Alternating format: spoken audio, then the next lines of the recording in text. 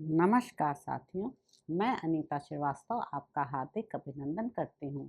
महर्षि वेदव्यास द्वारा रचित महाभारत के 197वें अध्याय में आज का प्रसंग है ब्राह्मणी का स्वयं मरने के लिए उद्यत होकर पति से जीवित रहने के लिए अनुरोध करना। ब्राह्मणी बोली, प्राणनाथ, आपको साधारण मनुष्यों की भांति कभी संताप नहीं करना चाहिए। आप विद्वान हैं, आपके लिए यह संताप का अवसर नहीं है। एक न एक दिन संसार में सभी मनुष्यों को अवश्य मरना पड़ेगा, अतः जो बात अवश्य होने वाली है उसके लिए यहाँ शोक करने की आवश्यकता नहीं है। पत्नी, पुत्र और पुत्री ये सब अपने लिए ही अभीष्ट होते हैं। आप उत्तम बुद्धि विवेक का आश्रय लेकर शोक संताप छोड़िए, मैं स्वयं वहां चली जाऊंगी। पत्नी के लिए लोक में सबसे बढ़कर यही सनातन कर्तव्य है कि वह अपने प्राणों को भी निछावर करके पति की भलाई करे। पति के हित के लिए किया हुआ मेरा यह प्राणोत्सर्ग रूप कर्म आपके लिए तो सुखकारक होगा ही, मेरे लिए भी परलोक में अक्षय सुख का साधक और इस लोक में यश की प्राप्ति कराने वाला होगा। यह सबसे बड़ा धर्म है जो मैं आपसे बता रही हूँ। इसमें आपके लिए अधिक से अधिक स्वार्थ और धर्म का लाभ दिखाई देता है। जिस उद्देश्य से पत्नी की अभिलाषा की जाती है, आपने वह उद्देश्य मुझसे सिद्ध कर लिया है। एक पुत्री और एक पुत्र आपके द्वारा मेरे गर्भ से उत्पन्न हो चुके हैं। इस प्रकार आपने मुझे भी उऋण कर दिया है। इन दोनों संतानों का पालन पोषण और संरक्षण करने में आप समर्थ हैं। आपकी तरह मैं इन दोनों के पालन पोषण तथा रक्षा की व्यवस्था नहीं कर सकूंगी। मेरे सर्वस्व के स्वामी प्राणेश्वर, आपके न रहने पर मेरे इन दोनों बच्चों की क्या दशा होगी? मैं किस तरह इन बालकों का भरण पोषण करूंगी? मेरा पुत्र अभी बालक है, आपके बिना मैं अनाथ विधवा सन्मार्ग पर स्थित रहकर इन दोनों बच्चों को कैसे जिलाऊंगी? जो आपके यहाँ संबंध करने के सर्वथा अयोग्य है, ऐसे अहंकारी और घमंडी लोग जब मुझसे इस कन्या को मांगेंगे, तब मैं उनसे इसकी रक्षा कैसे कर सकूंगी? जैसे पक्षी पृथ्वी पर डाले हुए मांस के टुकड़े को लेने के लिए झपटते हैं, उसी प्रकार सब लोग विधवा स्त्री को वश में करना चाहते हैं। दुष्टेष्ट दुराचारी मनुष्य जब बार बार मुझसे यातना करते हुए मुझे मर्यादा से विचलित करने की चेष्टा करेंगे, उस समय मैं श्रेष्ठ पुरुषों के द्वारा अभिलषित मार्ग पर स्थिर नहीं रह सकूंगी। आपके कुल की इस एकमात्र निरपराध बालिका को मैं बाप दादों के द्वारा पालित धर्म मार्ग पर लगाए रखने में कैसे समर्थ होंगी? आप धर्म के ज्ञाता हैं। आप जैसे अपने बालक को सद्गुणी बना सकते हैं, उस प्रकार मैं आपके न रहने पर सब ओर से आश्रयहीन हुए इस अनाथ बालक में वांछनीय उत्तम गुणों का आधान कैसे कर सकूंगी? जैसे अनाधिकारी शूद्र वेद की श्रुति को प्राप्त करना चाहता हो, उसी प्रकार अयोग्य पुरुष मेरी अवहेलना करके आपकी इस अनाथ बालिका को भी ग्रहण करना चाहेंगे।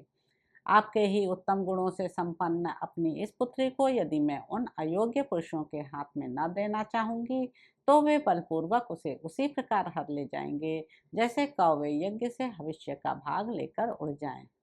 ब्राह्मण, आपके इस पुत्र को आपके अनुरूप न देखकर और आपकी इस पुत्री को भी अयोग्य पुरुष के वश में पड़ी देखकर तथा लोक में घमंडी मनुष्यों द्वारा अपमानित हो अपने को पूर्ववत सम्मानित अवस्था में न पाकर मैं प्राण त्याग दूंगी, इसमें संशय नहीं है।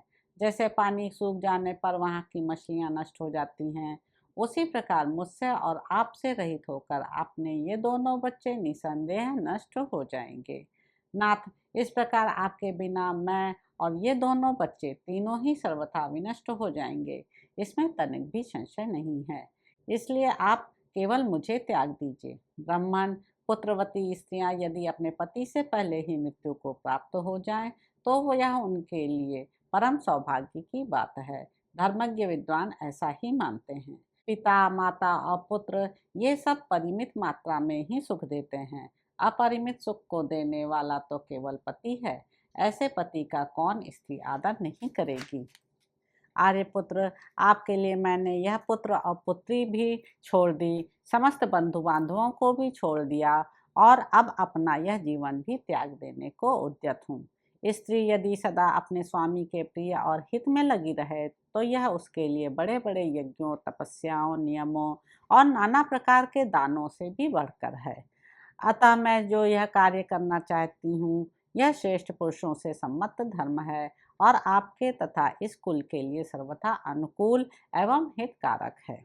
अनुकूल संतान, धन, प्रिय सुहृद तथा पत्नी ये सभी आपद धर्म से छूटने के लिए ही वांछनीय हैं, ऐसा साधु पुरुषों का मत है। आपत्ति के लिए धन की रक्षा करें, धन के द्वारा स्त्री की रक्षा करें और स्त्री तथा धन दोनों के द्वारा सदा अपनी रक्षा करें।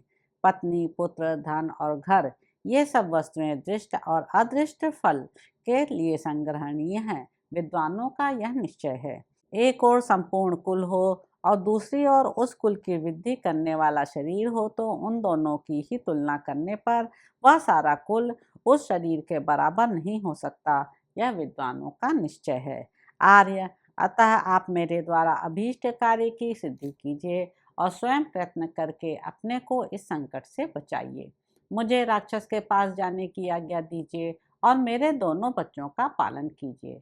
धर्मज्ञ विद्वानों ने धर्म निर्णय के प्रसंग में नारी को अवध्य बताया है। राक्षसों को भी लोग धर्मज्ञ कहते हैं, इसलिए संभव है वह राक्षस भी मुझे स्त्री समझकर ना मारे।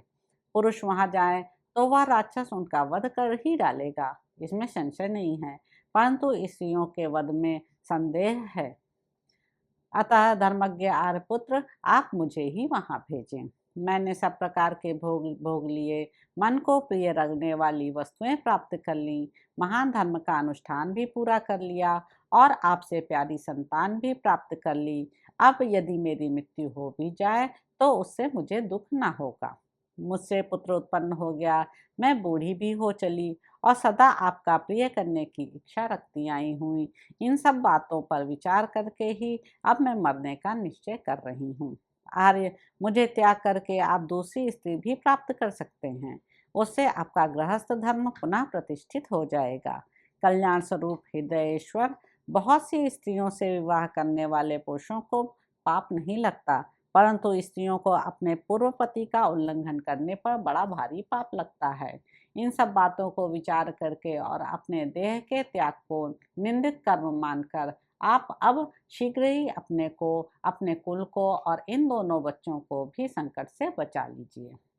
वैशंपायन जी कहते हैं, भारत, ब्राह्मणी के यूं कहने पर उसके पति ब्राह्मण देवता अत्यंत दुखी हो उसे हृदय से लगाकर उसके साथ ही धीरे धीरे आंसू बहाने लगे। तो इस प्रकार साथियों, आदि पर्व के अंतर्गत बकवध पर्व में ब्राह्मणी वाक्य विषयक 157वां अध्याय पूरा हुआ।